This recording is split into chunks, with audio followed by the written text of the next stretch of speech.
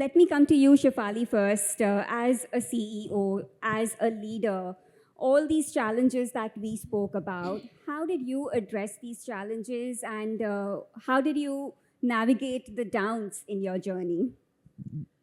I could really relate to a lot of challenges that came from across the rooms.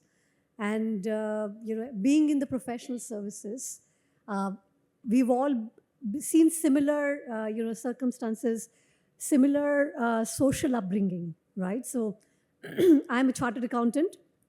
Started off my career with a small accounting firm, then went on to a big four accounting firm.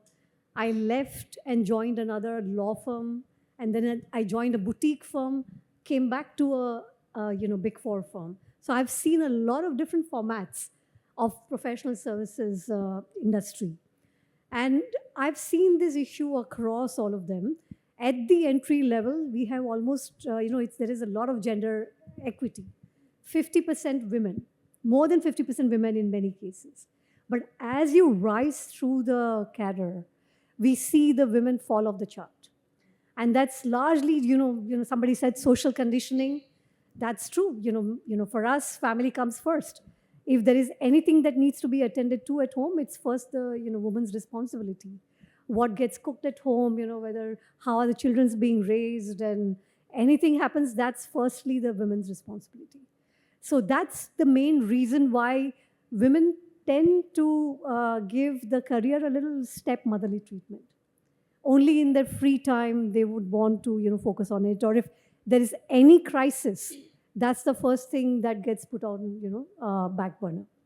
But that is where the whole importance of having the right ecosystem with you, right? The support system, understanding family, and also having the right mentors. That's very important. And since last few years, I've been with Deloitte, and I'm seeing that gradually we are even moving beyond mentorship. The mentors are there, and they give good guidance. But I'll come to that in just a bit, Shefali. Okay. Right now, I'd like to focus more on your On the journey challenges. and the challenges and how you Yeah. navigated them. Let me go to Lakshmi at this point. As CEO, you have groomed teams and you have risen. I know because I've interacted with you so many times in a very difficult environment, a male dominated environment. Tell me specifically, with personal anecdotes that you have shared with me in the past, if you can share with the audience, about how you addressed many of these challenges that were thrown at you. Sure.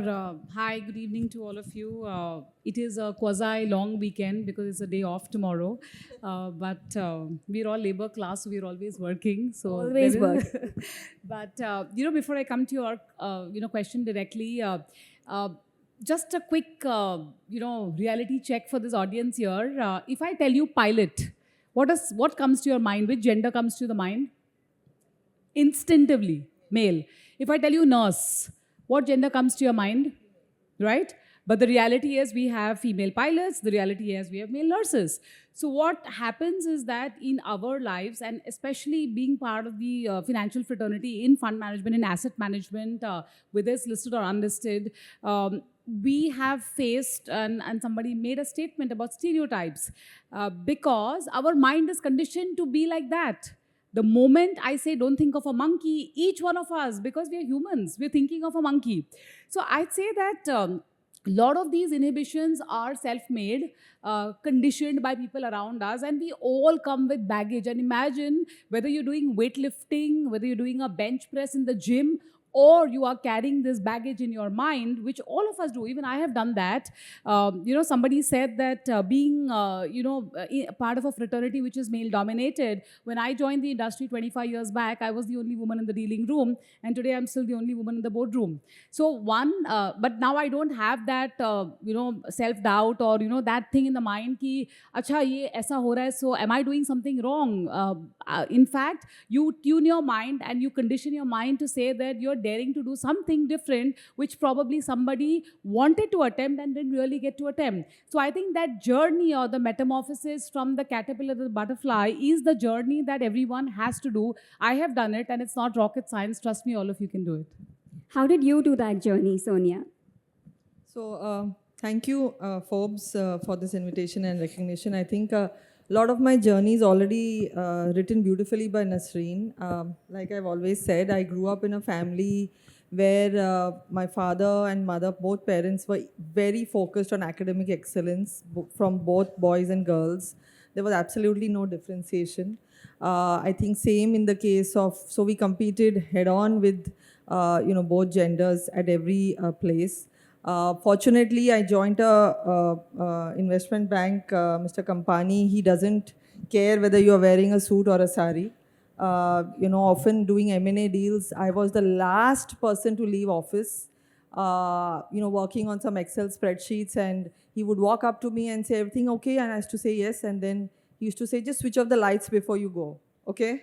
So, his indifference to your gender made it such an equal opportunity place that it didn't matter to us, and I was very fortunate to be in a place because I saw my colleagues or my friends who were working in other places which had very high alpha men, okay, and though they were very high achieving women, they at some point of time they just lost the fun of doing the deals.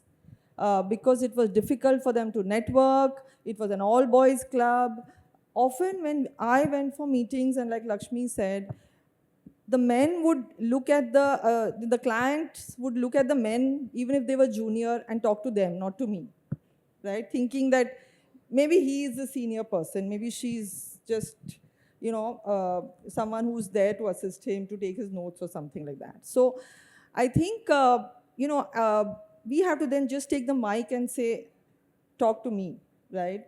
And I did not have any inhibitions. And I think at the end of the day, competence beats everything, right? If you deliver, you're a good at your work, then you have to literally not bother about all this noise around you, about what is happening. And I think being not very good looking helped me realize that I'm doing well because of my cerebral power, not my looks, which is not objectification of women. Because a lot of times, like Lakshmi said, or someone said, a lot of aspersions are cast on why the woman has risen on the top, right? Which is something that needs to be battled very strongly, right? And I like to call out the good men, as much as a lot is made about the alpha, men who domineer and don't let other people rise. I think the alpha men don't let other men also rise. So I don't think it's something to do with women specifically. But I think we need to give a loud round of applause to a lot of good men out there who have been, our friends, our colleagues, our mentors, our bosses, who have really stood by and created a real equal opportunity place. And I see that more and more in Indian entrepreneurs, much more than multinationals. So I think that's a very heartening thing to see. And last thing I want to say, which is a very unfortunate thing, not very many women at the top are nice women to work with. I'm sorry to say that, but I have often seen it was easier for us to work with the men than the women. I don't know why. And I often hope and pray I'm not one of those women who the juniors think is the most difficult person in office to work with. I hope and pray I'm not becoming the person I fear. And it's a really sad thing, right? I don't know why women are so perfectionist, whereas the male bosses are a little more chill. As long as the work gets done, but women are like, you have to be here at this time. I think the women leaders need to let loose and give some slack. Yeah, maybe we won't paint all with the same brush because there are women leaders. No, I know but Lakshmi I very need personally, that and to she's be- nothing like that. No, but I need that to be called out because it's not always that the men are difficult and domineering women. There are a lot of women, and we as women leaders need to make sure that we are the good people to work for. That's the point I'm making. As women leaders, Sonia, what do you think sets us apart? What would you say are 2-3 qualities that help build a team, tackle toxicity in the workplace? How do women handle it differently? I think, again, at the cost of generalization, which you just called out, so pardon me for that generalizing, but I think women are far more sensitive to the non-verbal cues, right? I mean, as soon as some team member enters my room, I'm very clear they are disturbed. Something is, and trying to address the real issue rather than what they're verbalizing. So I think that makes for a great leader. That makes for a great empathetic leader. And I actually tell all my women colleagues that do not hesitate to put your hand up and say, yes, I have a family issue. My son is not well. My husband is not well. I'm not well. I want to go home. Don't feel guilty about it, because I tell them there are enough and equal number of men who come to me and say, I need to leave early because my wife has a headache. And fine. So you are no lesser a human than them. So, don't be ashamed to say that. And I think trying to create and normalize balancing family commitments with work, specifically with technology, so much can be done. Trying to be more accommodative, and because we ourselves have battled that at our end, I think we can be more empathetic about other people trying to do that. I think that makes for a great leader. Shefali, coming to you, we often talk about empathy, how empathy is a solution to handling human relationships. How have you used empathy at the workplace to foster better teamwork?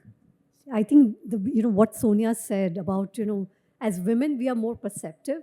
So we really understand, and some of us have gone through the same, challenges in our career, right? So it puts us in a good position to be able to preempt and proactively, put some policies in place so that you are able to address some of these biases. So, for example, whether it is, this imposter syndrome, right, that the women go through, that, what if I'm not good enough for the job? And, we've seen, most women, they don't raise their hand for a job unless they are 110% there. Whereas, men would, willingly take up the job, even if they think that they can, barely 60 to 70% do the job. So that is where you need to have a little bit more of a mentoring and, a sponsorship kind of an ecosystem. And once you have that, then, so there's somebody else who's going to take charge, or at least, be there with the women colleagues throughout their journey. And, along the way, nudge them if they think that, they can do the job, that they are not willing to do that. Also, just providing that flexibility to work. And women do need a lot more flexibility. We all acknowledge that. It's not that the men don't, but women need more. And therefore, providing them that flexibility, that they can take the time off if they need it, and that will not really compromise their career. I think that's a huge security for them. So trying to have something in place for that. And then lastly, I think I often talk about it. I think for the women, the younger women, who are going on the maternity leave and all, we provide something called a nanny allowance.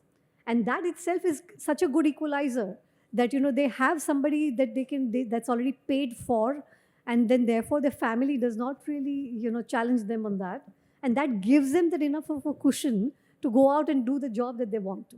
So it's just, being a little more mindful about the policies that you can put in place that support women in their career. Lakshmi, coming to you, the audience spoke about some issues many of them have faced at the workplace. One being a very toxic boss, micromanagement, gaslighting, other than what was already spoken about. How do you think, as a woman at the workplace, as a leader, since you have seen that, you have been part of that journey, how do you address many of these issues?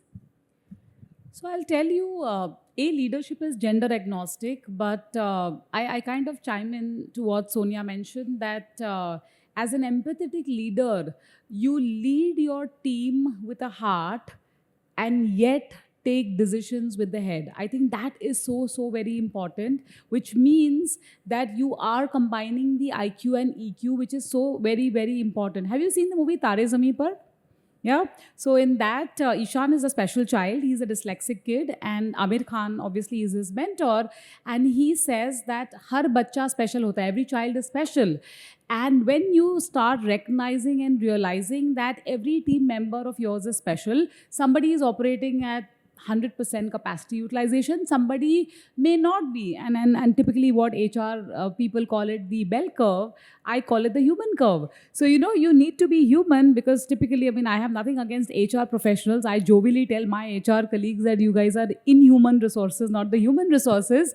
But that's more on a lighter vein, okay? It's that time of the year, so I better be good to them.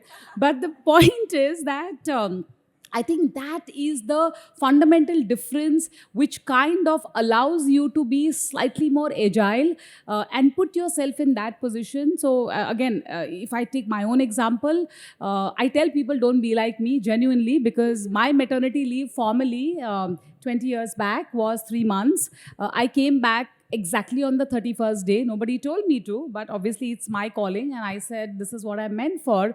Now in our organization we have 6 months maternity leave, and I tell everyone take 182, don't take 181, because the child needs that and you need that because you are the caregiver. So I think some of this empathetic attitude is essentially putting yourself in the other person's shoes and tell yourself, and I actually walk the road. I'm too chill about certain things.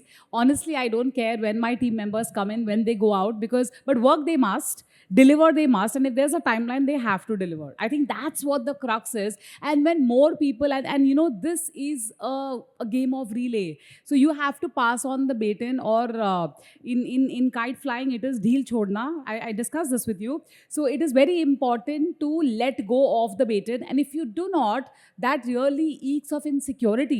And as a leader, trust me, and many of you may be already or aspiring to be at that level, insecurity is your biggest enemy. You don't need any woman, you don't need any male in the room. It's your own insecurity which is your biggest impediment. So I think these are some of the real life hacks which I have implemented. And again, as I said, there is no recipe booklet for this, to be very honest. It is not Googleable, it is not chat GPTable, to be very honest.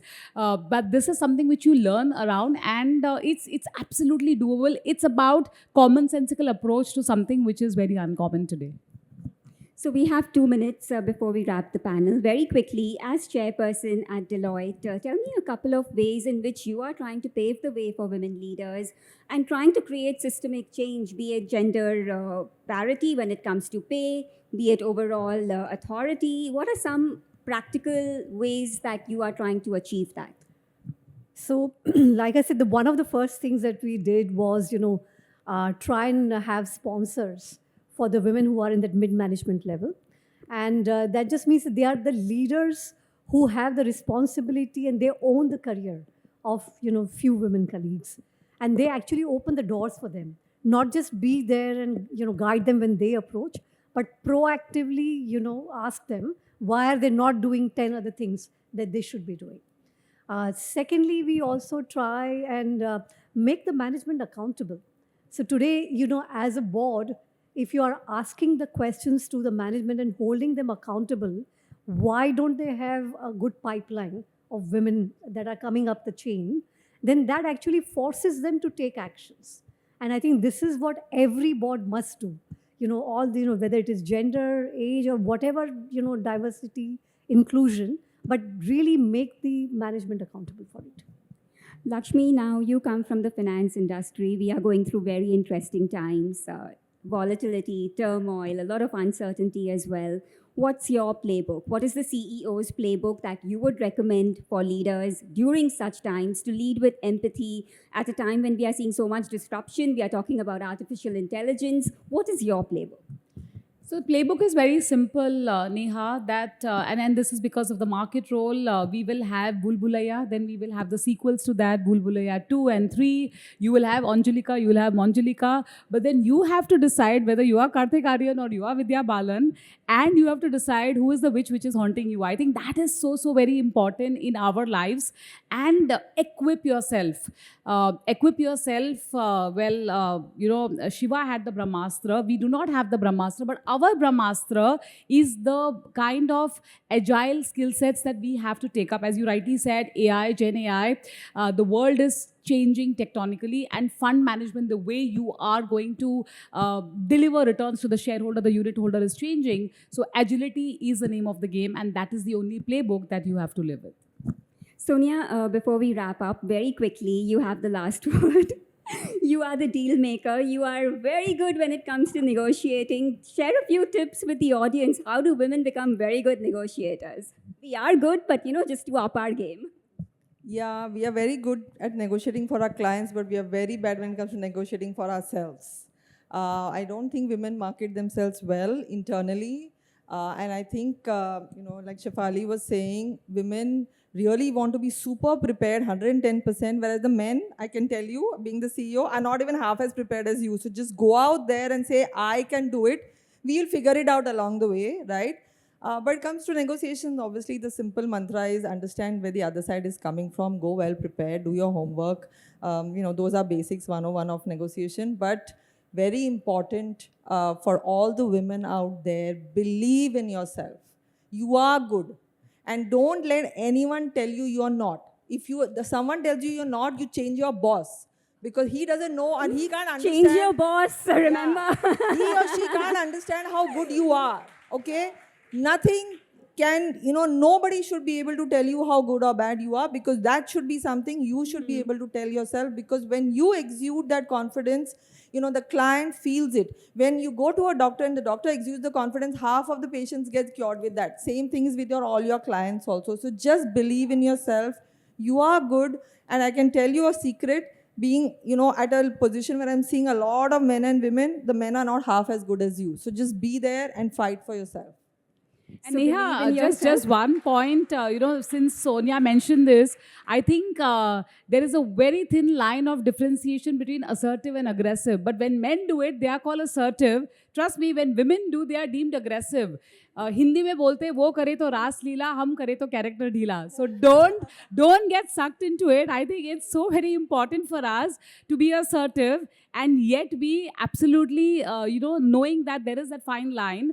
And again, the one simple mantra is absolutely gender agnostic. No, I think women can act or contrary, because we have this lovely, soft, sweet voice. Show aggressiveness and prove that they are assertive. So you just do it. On that very positive note, we'll end the conversation. Thank you so much, Thank you. Shefali, Lakshmi, and Sonia for being Thank a part you. of the conversation.